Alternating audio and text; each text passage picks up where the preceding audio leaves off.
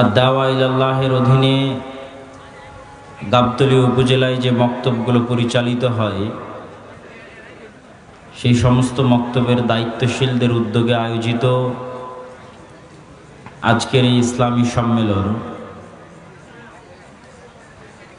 যেখানে আমরা এবং আপনারা সকলেই ঈদ পরবর্তী অনুষ্ঠানে উপস্থিত হয়েছি। আজকের এই মহতী অনুষ্ঠানে আমি ছাড়াও আরও অনেকেই কথা বলবে। আব্দুর রহিম বিন আব্দুর রাজ্জাক, আব্দুর রহমান বিন আব্দুর রাজ্জাক, শেখ আব্দুর রাজ্জাক বিন ইউসুফ সকলেই কথা বলবে। যেহেতু এটি কোরআন এবং হাদিসের মাজলিস, দ্বীনের মাজলিস, সেহেতু এই মাজলিসের সম্মান এবং মর্যাদা রক্ষণার্থে যতদূর পর্যন্ত এই মাইকের আওয়াজ যাচ্ছে, আশেপাশে যারা এই অনুষ্ঠানে অংশগ্রহণের জন্য এসেছেন অথবা জানেন, অনুষ্ঠানের মূল অধিবেশন যেহেতু শুরু হয়েছে, সেহেতু সকলকেই কাল বিলম্ব না করে, দাঁড়িয়ে না থেকে, গল্প না করে মাঠে এসে বসার জন্য বিনীত অনুরোধ করছি। এবং মাঠেও যারা দাঁড়িয়ে আছেন তারাও এই অনুষ্ঠানের সৌন্দর্য রক্ষার খাতিরে বসে পড়েন। যতক্ষণ আলোচনা হবে, কোরআন এবং হাদিসের আলোচনা হবে এবং উপকারী আলোচনা হবে, সেখান থেকে আমরা এবং আপনারা পরকালের কিছু পাথেয় নিতে পারবো ইনশাআল্লাহ। আমার সংক্ষিপ্ত বক্তব্যের বিষয়বস্তু, মহান আল্লাহ সুবহানাহু তাআলা এই পৃথিবী যেই দিন সৃষ্টি করেন তারও 50,000 বছর পূর্বে এই পৃথিবীকে ধ্বংসের ফায়সালাও করেন, তাকদীরে লিখিত। মহান আল্লাহ সুবহানাহু তাআলার প্রজ্ঞা, তার হিকমাহ এটির দাবি রাখে যে মানুষের বিচার হওয়া উচিত, পুনরুত্থান হওয়া উচিত, নাহলে অসংখ্য মানুষ আর কোনোদিন বিচার পাবে না। কত মানুষ পরিবারে, সমাজে, গ্রামে, রাষ্ট্রে মাজলুম, যাদের দুনিয়াতে ন্যায় পাওয়া সম্ভব নয়। যদি পুনরুত্থান এবং পরকাল না হয়, বিচার কে করবে? ন্যায় কে বুঝিয়ে দিবে? আর আল্লাহ সুবহানাহু তাআলা যেহেতু ন্যায়পরায়ণ, তার সৃষ্টির ন্যায় বুঝিয়ে দেওয়া তার দায়িত্ব। ফলত পুনরুত্থান তথা কিয়ামত এবং বিচার অবশ্যম্ভাবী হবেই। পুরো কোরআনের সারমর্ম যদি 2 বাক্যে আমরা ফুটিয়ে তুলতে চাই, তাহলে তার প্রথম বাক্য হবে আল্লাহর তাওহীদ, আর দ্বিতীয় বাক্য হবে পরকাল, কিয়ামত, জান্নাত, জাহান্নাম, বিচার। সূরা ফাতিহা থেকে সূরা নাস পর্যন্ত ঘুরিয়ে ফিরিয়ে বিভিন্নভাবে এই মেসেজ দুটিই দেওয়ার চেষ্টা করা হয়েছে। তো সেই বিচার দিবস কায়েম করার জন্য পৃথিবীর ধ্বংস হওয়া লাজেম। আসমান, জমিন, সূর্য, চন্দ্র, নক্ষত্রের ধ্বংস হওয়া অপরিহার্য। তো পৃথিবীর ধ্বংস সুনিশ্চিত। পৃথিবী ধ্বংস হওয়ার পূর্বে কি হবে, কি হতে পারে, তার কিছু বর্ণনা আল্লাহ সুবহানাহু তাআলা কোরআনে, রাসূলুল্লাহ সাল্লাল্লাহু আলাইহি ওয়াসাল্লাম হাদিসে দিয়েছেন। যেগুলো বড় থেকে বড় ঘটনা, সেগুলো কোরআনেই আছে।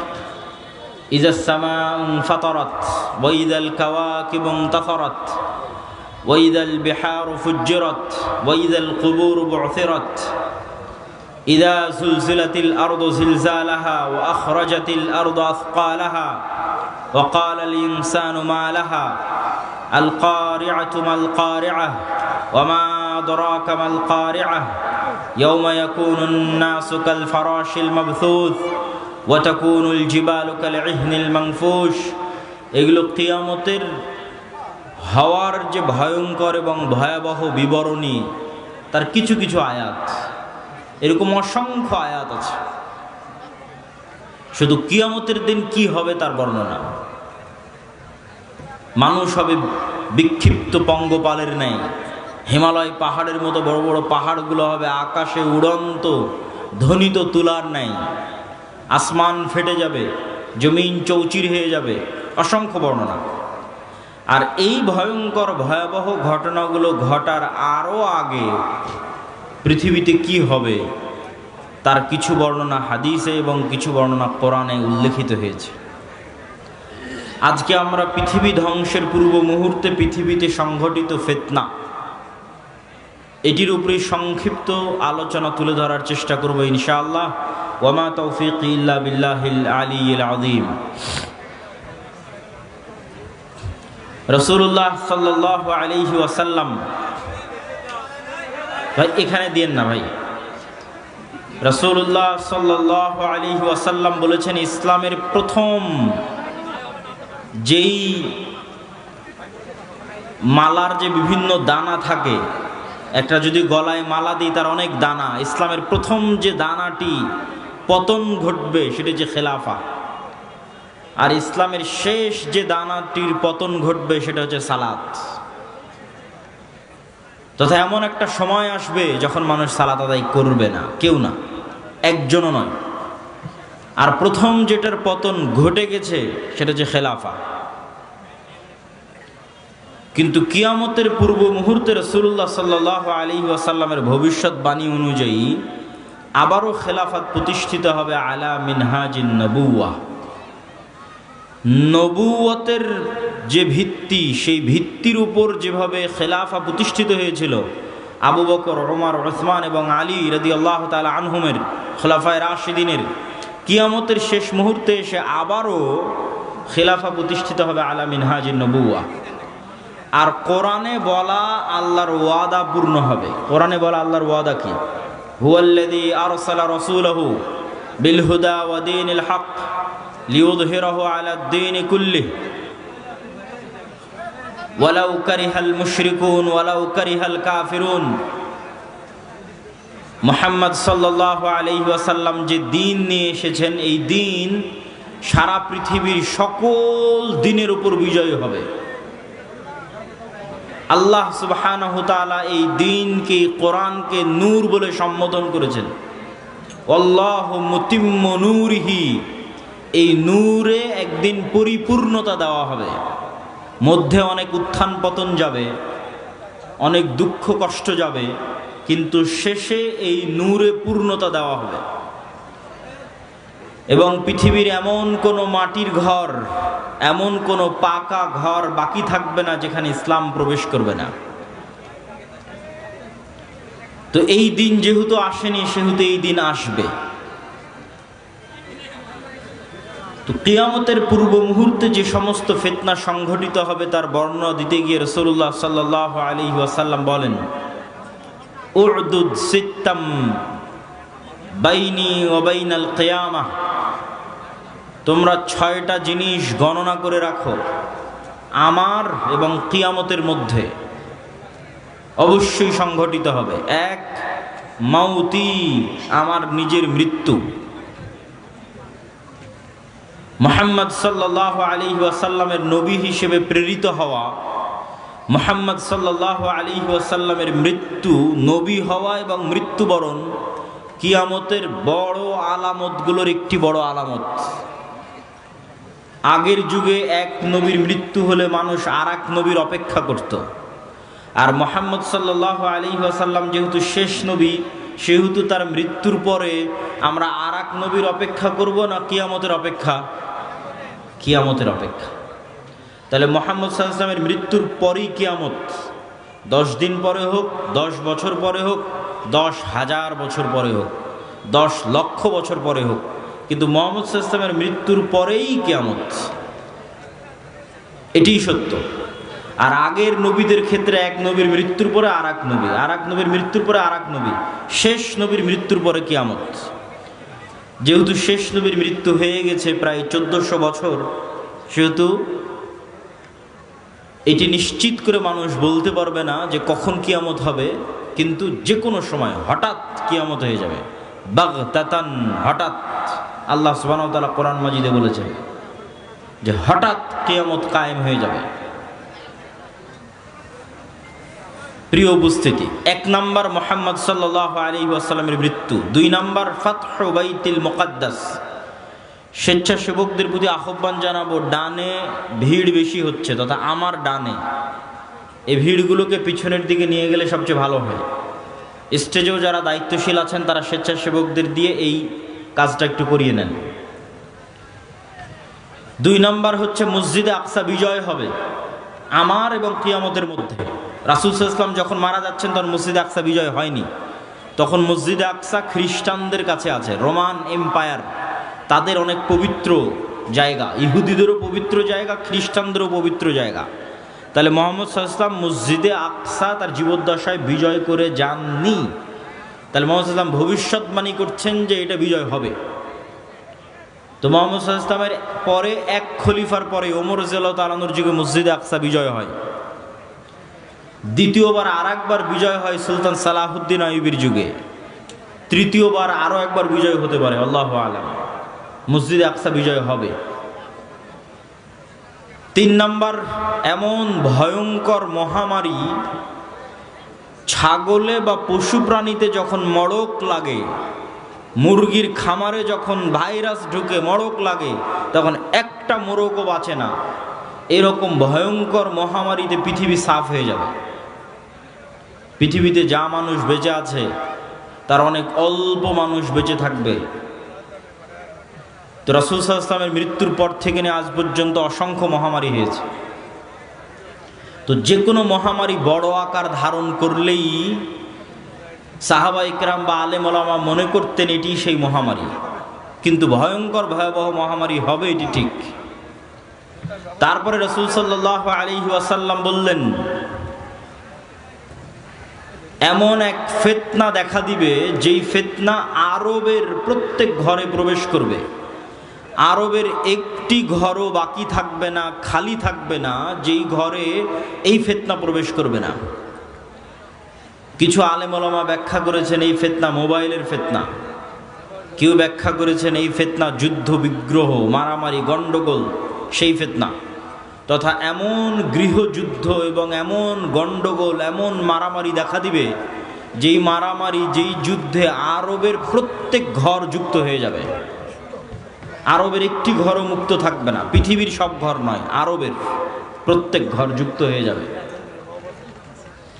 তারপর রাসূল সাল্লাল্লাহু আলাইহি ওয়াসাল্লাম বললেন, সুম্মা হুদনাতুন বাইনাকুম ওয়া বাইনার রোম, তারপর একটা চুক্তি হবে, ঐতিহাসিক চুক্তি তোমাদের মধ্যে আর রোমানদের মধ্যে।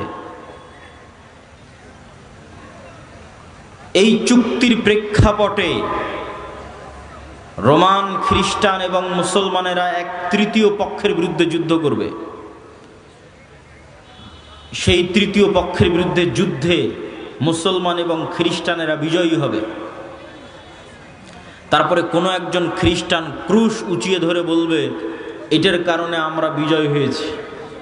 তখন এক মুসলমান ক্ষিপ্ত হয়ে গিয়ে ওই ক্রুশকে ভেঙে দিবে, কিছু বর্ণনায় আছে ওই ব্যক্তিকে হত্যা করবে। স্বেচ্ছাসেবক ভাইদের অনুরোধ করব আপনারা পিছনে বসার ব্যবস্থা করেন। বসার ব্যবস্থা না থাকার কারণে মানুষ দাঁড়িয়ে আছে। তো ক্রুশ ভেঙে ফেলা অথবা ক্রুশ উত্তোলনকারী ব্যক্তিকে হত্যার মাধ্যমে রোমান খ্রিস্টান এবং মুসলমানেরা মুখোমুখি দাঁড়িয়ে যাবে। আর রোমান খ্রিস্টানদের সাথে মুসলমানদের এই যুদ্ধ হবে পৃথিবীর ইতিহাসের সবচেয়ে ভয়াবহ যুদ্ধ। মালহামা নামটি এখন অনেক পরিচিত, আর ইংরেজিতে আরমাগেডন নামটি অনেক পরিচিত। বাইবেলের প্রফেসি অনুযায়ী শেষ জামানায় এক ভয়ঙ্কর যুদ্ধ হবে, যেটিকে তারা বলে আরমাগেডন, ভয়ঙ্কর যুদ্ধ। ওইটারই ইসলামিক টার্মিনোলজি পরিভাষা অনেকেই মনে করে যে আল মালহামা বা আল মালহামা আল কুবরা, ভয়ঙ্কর যুদ্ধ। যেই যুদ্ধের মতো ভয়ঙ্কর যুদ্ধ অতীতে কোনোদিন হয়নি, পরে ভবিষ্যতে আর কোনোদিন হবে না। এই যুদ্ধটা কাদের কাদের মধ্যে সংঘটিত হবে? খ্রিস্টান রোমানদের মধ্যে এবং মুসলমানদের মধ্যে।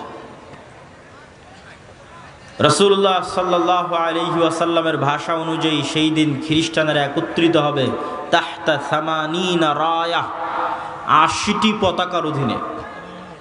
তাহতা কুল্লি রায়াতিন, প্রত্যেক পতাকার অধীনে ইসনা আশারা আলফ, ১২,০০০ করে সেনাবাহিনী থাকবে, যোদ্ধা। ফাইটার। তো 80টি পতাকার অধীনে 12,000 করে সেনাবাহিনী থাকলে ক্যালকুলেটরে চাপলে দেখবেন প্রায় 9.5 লক্ষ থেকে 10 লক্ষ মানুষ নয়, শুধু যোদ্ধা, তথা 10 লক্ষ যোদ্ধা একত্রিত হবে মুসলমানদের বিরুদ্ধে যুদ্ধ করার জন্য।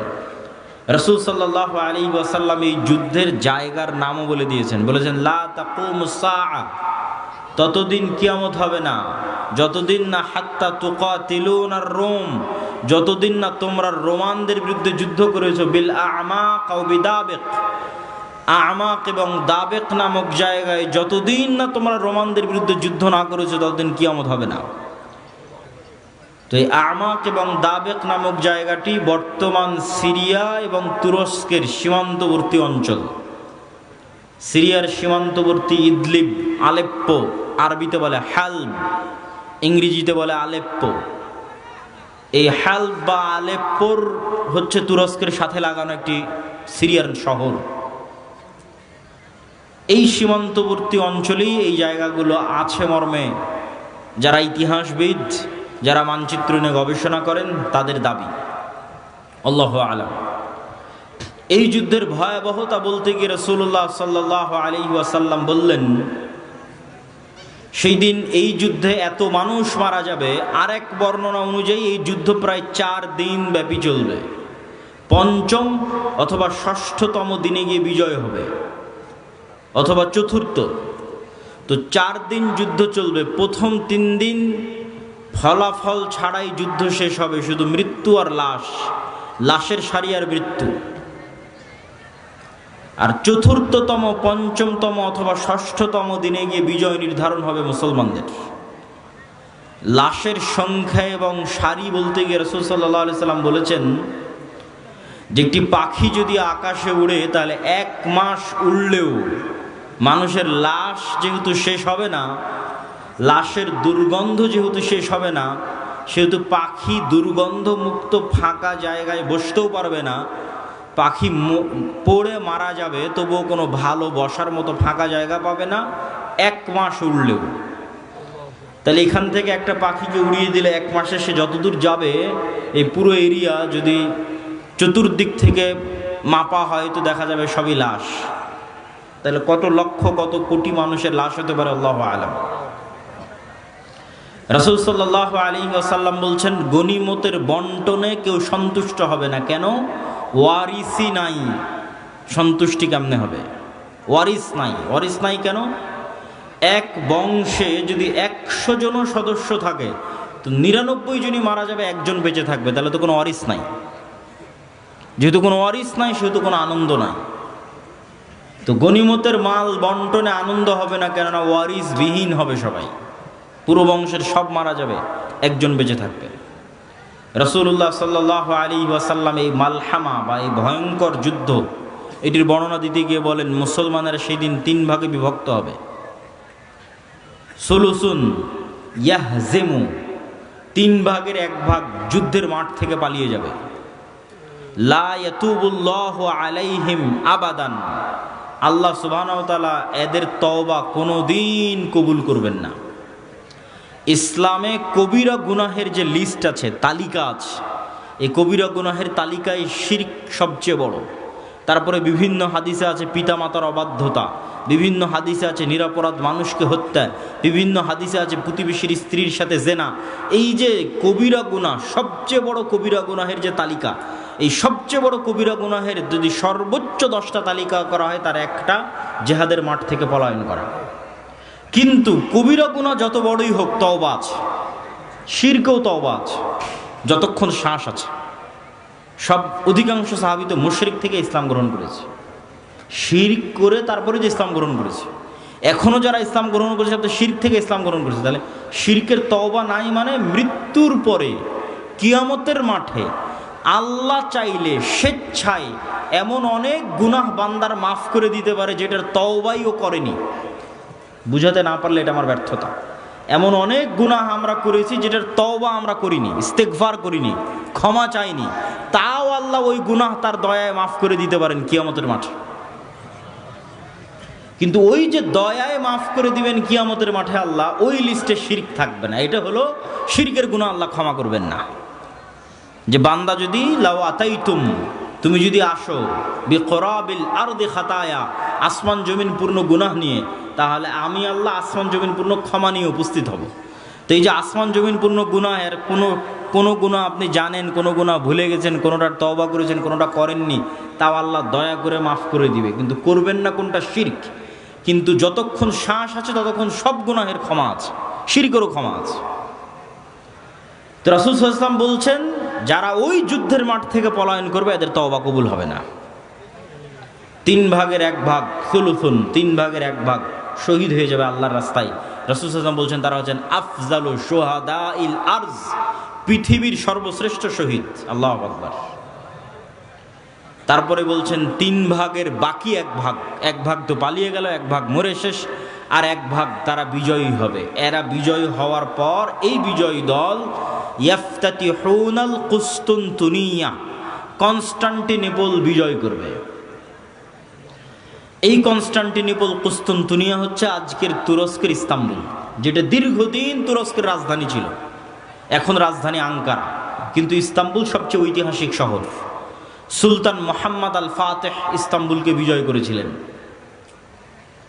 কিন্তু হাদিসের ভাষায় বোঝা যাচ্ছে কিয়ামতের পূর্ব মুহূর্তে, দাজ্জাল প্রকাশের পূর্ব মুহূর্তে পুনরায় মুসলমানেরা তুরস্ক বিজয় করবে, তথা মুসলমানদের বর্তমান যে তুরস্ক মুসলমানদের হাতে আছে, এটি মুসলমানদের হাতে নাও থাকতে পারে। না হলে কনটেক্সট মিলানো কঠিন যে কিয়ামতের পূর্ব মুহূর্তে মুসলমানেরা তুরস্ক কিভাবে বিজয় করবে। এই ঘটনারই ধারাবাহিকতায় আর এক হাদিসে, আমি কিন্তু এক হাদিস বলতেছি না, বিভিন্ন হাদিস থেকে যুক্ত করতেছি।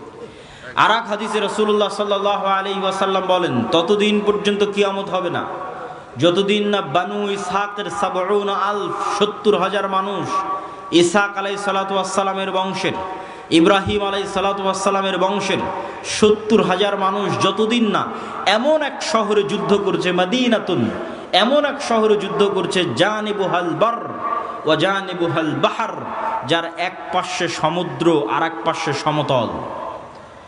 কোন শহর? আলেম ওলামা মতভেদ করেছেন। কেউ বলেছেন এটি ইতালির রাজধানী রোম, কেউ বলেছেন এটি তুরস্কের ইস্তাম্বুল, কুসতুনতুনিয়া, কনস্টান্টিনোপল।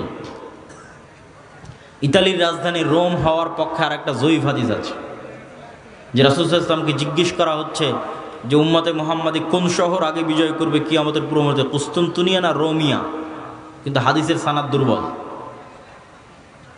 তো এমন এক শহর, যেই শহরের কিন্তু এখন যেটা অনুবাদ করতেছি এটা সহিহ বুখারী মুসলিমের হাদিসগুলো অনুবাদ করতেছি, যেগুলো আমি পূর্ণ অনুবাদ করতেছি এগুলো, তথা কিয়ামতের পূর্ব মুহূর্তে যা ঘটবে তার সবচেয়ে বিশুদ্ধ যেগুলো হাদিস। রাসূল সাল্লাল্লাহু আলাইহি ওয়াসাল্লাম বললেন এমন এক শহর বিজয় করবে বানু ইসহাকের, ইব্রাহিম আলাইহিস সালাতু ওয়াস সালাম, ইসহাক আলাইহিস সালাতু ওয়াস সালামের বংশের 70,000 মানুষ, যেই শহরের এক পাশে সমুদ্র আর এক পাশে সমতল, কিন্তু ওই যুদ্ধ হবে বিদুন সিলাহ, লা ইয়ারমুনা আইয়ু সাহমিন, না তারা কোনো তীর নিক্ষেপ করবে না তরবারি চালাবে, কোনো অস্ত্র ছাড়া বিজয় হবে। কিসের মাধ্যমে বিজয় হবে? তারা শুধু মুখে উচ্চারণ করবে লা ইলাহা ইল্লাল্লাহু আল্লাহু আকবার। এই এক তাকবীর ধ্বনিতে শহরের এক দেওয়াল পড়ে যাবে, দ্বিতীয় তাকবীর ধ্বনিতে শহরের দ্বিতীয় দেওয়াল পড়ে যাবে, তৃতীয় তাকবীর ধ্বনিতে শহরের তৃতীয় দেওয়াল পড়ে যাবে।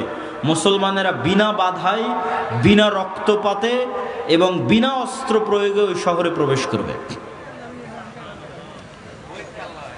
তো যদি এটি কুসতুনতুনিয়া হয়, তাহলে এই যে আগের ঘটনার ধারাবাহিকতায়, আগে যে ভয়ঙ্কর মালহামা হলো, এই যে লক্ষ লক্ষ কোটি কোটি মানুষ মারা গেল, তারপরে মুসলমানেরা বিজয় হলো, খ্রিস্টানরা পরাজয় হলো, এই সেনাবাহিনী এবার যখন সিরিয়া এবং তুরস্কের সীমান্তবর্তী অঞ্চল থেকে বিজয় অভিযান নিয়ে রওনা দিবে ইস্তাম্বুল, কুসতুনতুনিয়া বরাবর, তখন ইস্তাম্বুলে প্রবেশ করতে তাদের আর আলাদা কোনো অস্ত্র প্রয়োগ করতে হবে না।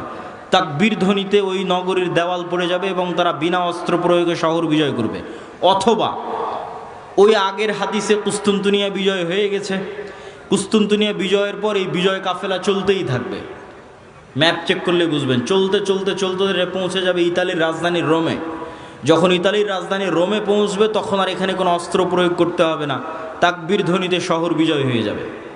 দুটের যে কোনো একটা আল্লাহ সুবহানাহু ওয়া তাআলা ভালো জানেন। এই দুই বিজয়ের অথবা এক বিজয়ের, কুস্তুনতুনিয়া বিজয় অথবা কুস্তুনতুনিয়ার পরে রোম বিজয়, ইতালির রাজধানী রোম বিজয়, এই দুই বিজয়ের কোনো এক বিজয়ের পরে আড়াল থেকে, বেশিরভাগ হাদিসে আছে কুস্তুনতুনিয়া বিজয়ের পর, শয়তান চিৎকার করে বলবে দাজ্জাল তোমাদের বাড়িতে প্রবেশ করে গেছে। কিন্তু এটা মিথ্যা সংবাদ হবে। কিন্তু তখন তৎকালীন এই মুজাহিদ বাহিনী যারা যুদ্ধ করতেছে, তাদের যিনি নেতা থাকবেন, তিনি 10 জন অশ্বারোহীকে রওনা করিয়ে দিবেন দাজ্জাল সত্যি সত্যি বের হয়েছে কিনা এটা অনুসন্ধান করার জন্য। তো রাসূলুল্লাহ সাল্লাল্লাহু আলাইহি ওয়াসাল্লাম বলছেন, এই যে 10 জন বের হবে, আসমাহুম ওয়া আসমা আবাইহিম, এদের নাম, এদের বাপ দাদার নাম, এদের গায়ের রং, এদের ঘোড়ার গায়ের রং সব আমি এখন বলে দিতে পারবো, এখন যেন আমি দেখতে পাচ্ছি। কিন্তু তিনি বলেননি। কিন্তু তিনি জানতেন যে কোন 10 জন, তাদের নামও তিনি জানেন, তাদের বংশও তিনি জানেন, তাদেরকে রওনা করিয়ে দেওয়া হবে। এই ঘটনার সাথে আরেকটা ঘটনা যুক্ত আছে, যেটা না বললেই নয়। যেই দিন এই মালহামা হবে, এটা ছুটে গেছে বলতে, সেই দিন ওই হাদিসে রাসূল সাল্লাল্লাহু আলাইহি ওয়াসাল্লাম বলছেন, ইয়াখরুজু মিনাল মাদিনা খিয়ারু আহলিল আরজ, মদিনা থেকে যুদ্ধ করার জন্য সিরিয়াতে এসে রোমানদের বিরুদ্ধে যুদ্ধ করবে, এই জন্য মদিনা থেকে তৎকালীন বিশ্বের খিয়ারু আহলিল আরজ, সবচেয়ে আল্লাহওয়ালা তাকওয়াবান পরহেজগার একদল মানুষ বের হবে। আল্লাহু আকবার। তৎকালীন বিশ্বের সবচেয়ে তাকওয়াবান আল্লাহওয়ালা পরহেজগার মানুষেরা তখন মদিনায় থাকবে। তাদের একটা জামাত এই যুদ্ধে অংশগ্রহণ করার জন্য মদিনা থেকে রওনা দেবে। তখন এই রোমান খ্রিস্টান এম্পায়ারের সেনাবাহিনীরা বলবে, মদিনার মানুষ তোমাদের এখানে কাজ কি? খাল্লু বাইনানা ওয়া বাইনাল্লাযিনা সাবাউ মিন্না, আমাদের যুদ্ধ এই সিরিয়ার মানুষদের সাথে, তোমরা আমাদের রাস্তা ক্লিয়ার করে দাও, তোমাদের এই যুদ্ধে বাধা দেওয়ার কি দরকার? অথবা আমাদের মধ্যে থেকে আগের যুদ্ধের ধারাবাহিকতায়, মানে এর আগেও আরও অনেক যুদ্ধ হয়ে থাকতে পারে, ধারাবাহিকতায় আমাদের মধ্যে যারা তোমাদের কাছে বন্দী হয়ে আছে, বন্দী হওয়ার পর তারা তোমাদের দিন গ্রহণ করে নিয়েছে, ওদের সাথে আমাদের যুদ্ধ, তোমরা কেন ওদেরকে বাঁচাতে আসতেছো? এরকম একটা কনটেক্সট হাদিসের মধ্যে আছে। তখন মদিনার মানুষেরা উত্তরে বলবে, আমরা আমাদের ভাইদেরকে একাই ছেড়ে দিতে পারি না, অতএব এই যুদ্ধে আমরা অংশগ্রহণ করবই করব। এখানে ভাইদেরকে বলতে দুটোই উদ্দেশ্য হতে পারে, সিরিয়ার মুসলমানদেরকে অথবা রোমানদের মধ্যে যারা বন্দী হয়েছিল খ্রিস্টান, পরে মুসলমান হয়ে গেছে, ওদেরকে এরা চাচ্ছে নিয়ে নিতে, যে আমরা তো আমাদের লোকজনকেই চাচ্ছি, তোমাদের কি সমস্যা? ওদেরকে বাঁচাতে এরা বলবে, না আমাদের মুসলিম ভাইদেরকে আমরা একাই ছেড়ে দিতে পারি না, তখনই যুদ্ধ হবে। তো এবার এই যে 10 জন অশ্বারোহী রওনা দিল দাজ্জালের অনুসন্ধানে, দাজ্জালকে খুঁজতে, তখনও দাজ্জাল বের হয়নি। তো কিন্তু মুজাহিদ বাহিনী হতবিহব্বল, তটস্থ, হতভম্ব হয়ে যাবে। কেননা দাজ্জালের ফিতনা পৃথিবীর সবচেয়ে বড় ফিতনা। আদম আলাইহিসসালাতু ওয়াসসালাম যেই ফিতনায় পা দিয়ে জান্নাত থেকে বের হয়ে গেছেন, ওটাও ফিতনা। আল্লাহ বললেন, এই গাছের নিকটে আসিও না, এই গাছের ফল খেও না। খেয়ে নিলেন, তো ফল খেতে নিষেধ করাটা ফিতনা। খেয়ে নিলেন, ফিতনায় পড়ে গেলেন, ফিতনা থেকে বাঁচতে পারলেন না। কাবিল হাবিলকে হত্যা করলো, এটাও ফিতনা। নূহ আলাইহিসসালাতু ওয়াসসালামের কওম আগের যুগের সৎ কর্মশীল পরহেজগার বান্দাদের মূর্তি বানিয়ে পূজা করতে লাগলো, ওটাও ফিতনা। লূত আলাইহিসসালাতু ওয়াসসালামের কওম জেনায় লিপ্ত হয়ে গেল, এটাও ফিতনা। কিন্তু এগুলো একটাও ফিতনা দাজ্জালের ফিতনার মতো বড় নয়, এটা বুঝতে হবে। দাজ্জালের ফিতনা আকবারু ফিতান আলা ওয়াজহিল আরজ। আদম আলাইহিস সালাম যেই ফিতনায় পা দিয়েছেন ওইটার চাইতে, কাবিল যে ফিতনায় পা দিয়েছিল ওইটার চাইতে, নূহ আলাইহিস সালামের কওম যে ফিতনায় পা দিয়েছিল ওইটার চাইতে, আদ সামুদ কওমে লূত তারা যে ফিতনায় পা দিয়েছিল ওইটার চাইতে সবচেয়ে বড় ফিতনা দাজ্জালের ফিতনা। আর এই ফিতনা মোকাবেলা করবে উম্মতে মুহাম্মাদী, সর্বশ্রেষ্ঠ উম্মত মোকাবেলা করবে পৃথিবীর সবচেয়ে বড় ফিতনার। কেন দাজ্জালের ফিতনা সবচেয়ে ভয়ঙ্কর, এটাও বুঝতে হবে আপনাকে। আমি স্বেচ্ছাসেবক ভাইদের আবারও দৃষ্টি আকর্ষণ করছি যে আমাদের ডানে লোকজনের সংখ্যা বেশি হয়ে যাচ্ছে, পিছনে একটু বসার ব্যবস্থা এবং বামে এখনও ফাঁকা আছে, বামে একটু বসার ব্যবস্থা এবং মানুষজনকে এইদিকেও একটু বসার জন্য উদ্বুদ্ধ করা। প্রিয় উপস্থিতি, কেন দাজ্জালের ফিতনা সবচেয়ে ভয়াবহ? দেখেন, কওমের নূহ আলাইহিস সালামের কওম যখন বড় বড় আল্লাহওয়ালা পীর বুজুর্গ দিনদার মানুষের মূর্তি বানালো, তখন তারাও জানতো যে এই মূর্তির কোনো ক্ষমতা নাই। ইয়া আবাতি লিমা তা'বুদু মা লা তাসমাউ, ইব্রাহিম আলাইহিস সালাম বাপকে বলছে, হে আমার বাপ, এমন মূর্তির কেমনে ইবাদত করো যে শুনতেও পায় না, দেখতেও পায় না। তাহলে আগের যুগের মানুষ যে মূর্তির ইবাদত করতো অথবা এখনো করে, তাদের সাথে কোরআনের যে তর্ক বিতর্ক, ওই তর্ক বিতর্কের মানদণ্ড হচ্ছে তোমরা যেই সমস্ত বাতিল ইলাহের পূজা করো এদের রব হওয়ার ক্ষমতা নাই।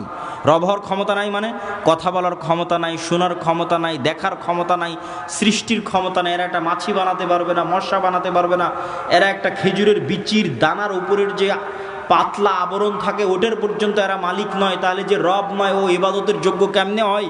রব তো আমি, আসমান জমিন আমি বানিয়েছি, সূর্য চন্দ্র আমি বানিয়েছি, ইবাদত আমার করো, এই দিয়ে কোরআন পরিপূর্ণ। এটা মানুষের বুঝতে সহজ যে এর ক্ষমতা নাই, কেন এর ইবাদত করব।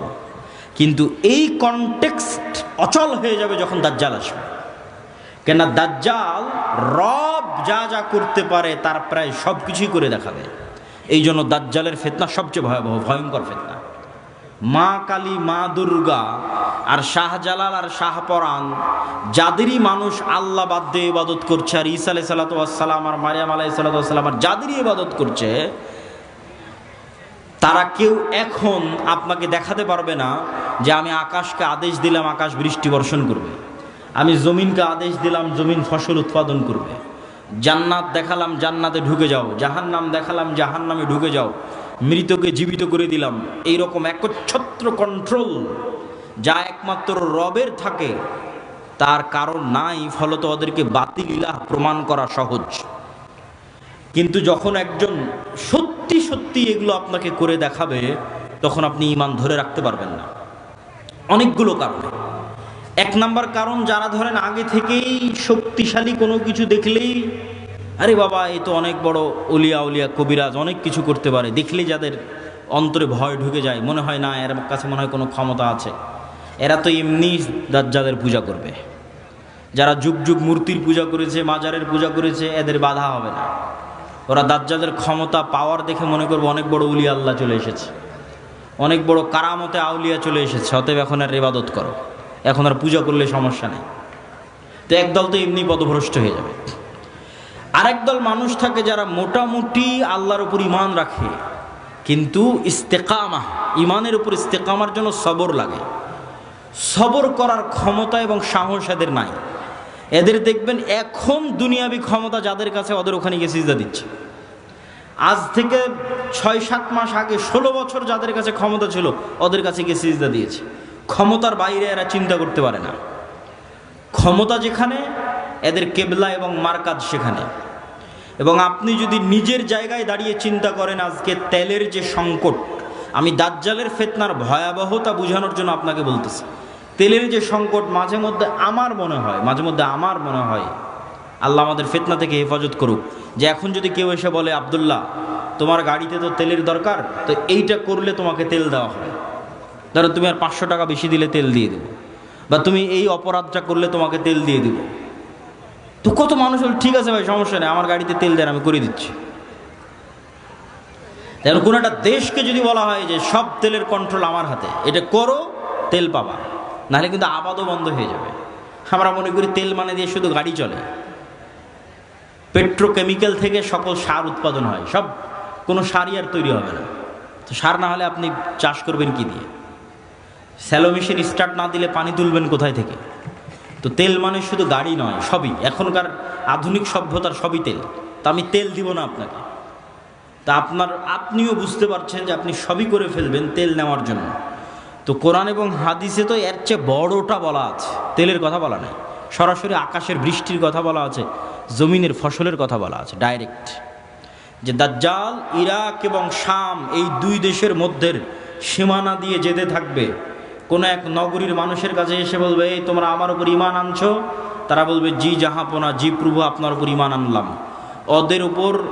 ওদের জন্য দাজ্জাল টাকা পয়সা ধন দৌলত রুজি রুটির এত বড় ব্যবস্থা উন্মোচন করে দিবে যে মৌমাছির ঝাঁক যেভাবে মধুর পিছনে ছুটে, ধন সম্পদ টাকা পয়সা ওই শহরের মানুষের পিছনে ওইভাবে ছুটবে। এবার অতিক্রম হতে হতে আর এক শহরে আসবে, সেই শহরের মানুষকে বলবে আমার উপর ঈমান আনয়ন করছো? তারা বলবে না, আমরা রব্বুল আলামিনের উপর ঈমান রাখি। দাজ্জাল বলবে আকাশ এখানে বৃষ্টি বর্ষণ বন্ধ করে দাও, জমিন এখানে ফসল উৎপাদন বন্ধ করে দাও, খাবার দাবার বন্ধ, টাকা পয়সা বন্ধ, সকল কিছু বন্ধ, মোবাইল বন্ধ, ইন্টারনেট বন্ধ। আজকের যুগে যদি কল্পনা করেন, এখনই আপনি ঈমান ধরে রাখতে পারবেন না, যখন ঘটবে তখনকার কথা তো বহু পরে। তো শাম অঞ্চলের মানুষেরা না খেতে পেয়ে ধনুক চাবিয়ে খাবে, তীর চাবিয়ে খাবে। তীর তো খাওয়ার জিনিস না, ধনুক তো খাওয়ার জিনিস নয়, কিন্তু গাছের পাতাও যেহেতু উৎপন্ন হবে না তো কি খাবে? গাছের পাতাও তো উৎপন্ন হবে না। তো এ হলো দাজ্জালের ফিতনা, পৃথিবীর সবচেয়ে ভয়ঙ্কর এবং ভয়াবহ ফিতনা। দাজ্জালের ফিতনা সম্পর্কে বলতে গিয়ে দুইটা হাদিস না বললেই নয়। একটা হাদিসে রাসূলুল্লাহ সাল্লাল্লাহু আলাইহি ওয়াসাল্লাম বলছেন যে দাজ্জাল পৃথিবীতে 40 দিন সফর করবে। 40 দিনের প্রথম দিন হবে 1 বছর, দ্বিতীয় দিন হবে 1 মাস, তৃতীয় দিন হবে 1 সপ্তাহ। আর দাজ্জালের গতি হবে কাগাইসিন ইস্তাদবারাত হুররিহ, এমন মেঘমালা যেই মেঘমালাকে ঝড়ো বাতাস উড়িয়ে নিয়ে যাচ্ছে। এই যে কয়দিন পরে কালবৈশাখী ঝড় হবে, আকাশে তাকিয়ে দেখবেন ঝড়ের সময় মেঘ কত দ্রুত চলে। তো ঝড়ের বাতাসে যে মেঘ খুব দ্রুত চলে, এরকম দ্রুত গতি হবে দাজ্জালের। তো আল্লাহর নবী মেঘের সাথেও তুলনা দিয়েছেন। এখন যন্ত্র দিয়ে মেঘের মতো আকাশে উড়বে না দাজ্জাল নিজেই আকাশে উড়বে, আল্লাহু আলাম, আল্লাহ সুবহানাহু ওয়া তাআলা ভালো জানেন। কিন্তু দাজ্জালের আগমনে পৃথিবীতে এত ব্যাপক বৈপ্লবিক পরিবর্তন হবে যে পৃথিবীর দিন 1 বছরের সমান হয়ে যাবে। এটা হঠাৎ করে আল্লাহর আদেশে কোনো কারণ ছাড়াই আল্লাহ বলবেন দিন এখন তুমি 1 বছরের সমান হও, এরকম নয়। আল্লাহ লাতিফ, প্রত্যেকটা জিনিস ঘটনা পরম্পরায় হয়, মানুষ দেখবে এটা স্বাভাবিক। তথা এই ভূমণ্ডল নভমণ্ডল সৌরজগতে এমন বৈপ্লবিক কোনো পরিবর্তন হবে, অথবা এই পৃথিবীতে এমন বৈপ্লবিক কোনো পরিবর্তন হবে, অথবা সূর্য এবং চন্দ্রের বর্তমান ঘূর্ণায়মান প্রক্রিয়ায় এমন বড় বৈপ্লবিক পরিবর্তন হবে যেটা স্বাভাবিক হতে সময় লাগবে। 1 দিন হবে 1 বছর, তারপরের 1 দিন হবে 1 মাস, তারপরের 1 দিন হবে 1 সপ্তাহ, তারপরে স্বাভাবিক। ওইটার আগে কিছু একটা ঘটবে। দাজ্জালের আগমনই ওই রকম ভয়ঙ্কর এবং ব্যতিক্রম হবে। আল্লাহু আলাম সেটা কি হবে। দাজ্জালের বিষয়ে আরেকটি হাদিসে রাসূলুল্লাহ সাল্লাল্লাহু আলাইহি ওয়াসাল্লাম, যেটা তামিম আদ-দারির হাদিস, যারা 30 দিন সমুদ্রে লাইবা বিহিমুল মাউজ শাহরান কামিলান, সমুদ্রের ঝড়ো বাতাস এবং ঢেউ 1 মাস যাবৎ তাদেরকে কোথায় নিয়ে গেছে কোনো কন্ট্রোল ছিল না নৌকার উপর। এক দ্বীপে গিয়ে যখন নৌকা ঠেকলো তখন দেখছে একটা প্রাণী, জীবজন্তু জানোয়ার, গরু ছাগল মহিষ যেমন জীবজন্তু জানোয়ার, এরকম জীবজন্তু জানোয়ার যার মুখ এবং পা সব এত বিশাল লোমে ঢাকা যে কোনটা মুখ আর কোনটা পিছন এটা বোঝা যাচ্ছে না। এই জানোয়ার কথা বলতেছে। তো মানুষ তো কোনোদিন দেখেনি, মানুষ ছাড়া আর পৃথিবীর কোনো জীবজন্তু জানোয়ারকে কথা বলতে। তো আরবের ওই মানুষেরা এই জানোয়ারকে কথা বলতে দেখে মনে করেছে এটা জিন, শয়তান, কিন্তু জীবজন্তু জানোয়ার। ও বলছে আনাল জাসসাস, আমি গোয়েন্দা, একটা মানুষ তোমাদের সাথে সাক্ষাতের অপেক্ষা করছে, এদিকে যাও। তো তামিম আদ-দারি বলছে আমরা যখন ওই মানুষের কাছে গেলাম, বিশাল দেহের মানুষ, এত বিশাল দেহের মানুষ আগে কোনোদিন কখনো দেখিনি। তো দাজ্জালের বিশাল দেহের হওয়াটা কি ব্যতিক্রম কিছু? ব্যতিক্রম কিছু নয়। আমরা এখন 5 ফিট 5 ইঞ্চি 6 ফুট হয়ে গেছি, কিন্তু আদি পিতা আদম আলাইহিস সালাম তো আর 5 ফিট ছিলেন না। আদম আলাইহিস সালাম ছিলেন 60 দেরা, 60 হাত, 60 গজ, 40 মিটার, প্রায় 10 তলা 15 তলার সমান উঁচু। তাহলে এখন যদি আদম আলাইহিস সালাম আমার সামনে উপস্থিত হয়, তাহলে আমি তো আশ্চর্য হয়ে যাবো, কারণ এই বিশাল দেহের মানুষ তো আমি কোনোদিন দেখিনি। তাহলে দাজ্জাল বিশাল দেহের হবে, এটা ব্যতিক্রম নয়, কেননা দাজ্জাল তো আদমেরই সন্তান। মিন উলদে আদম, আদমের সন্তান। তো তার হাত, তার হাঁটু এবং তার কাঁধ এমন শক্ত করে বাঁধা আছে। আমরা তাকে জিজ্ঞেস করলাম তুমি কে? সে বলে আমার পরিচয় তোমরা জানবেই, তোমরা বলো তোমরা কারা। তা আমরা আমাদের পুরো ঘটনা বললাম। এবার দাজ্জাল 4টা প্রশ্ন করেছে। নাখাল বাইসান, আইনে জোগার, বহাইরা তাবারিয়া, নাবিয়ুল উম্মিয়িন। বহাইরা তাবারিয়া, sea of Galilee, lake of Tiberias. নাখলে বাইসান, বাইত শিয়ান। আর আইনে জোগার, স্প্রিং অফ জোয়ার। আর নাবিয়ুল উম্মিয়িন, পড়ালেখা জানে না, লিখতে জানে না, পড়তে জানে না এমন নবী। আমাদের নবী মুহাম্মদ সাল্লাল্লাহু আলাইহি ওয়াসাল্লাম লিখতেও জানতেন না, পড়তেও জানতেন না। উনি দেখে যে পড়বেন এটা জানতেন না, কোরআন মুখস্থ করেছিলেন।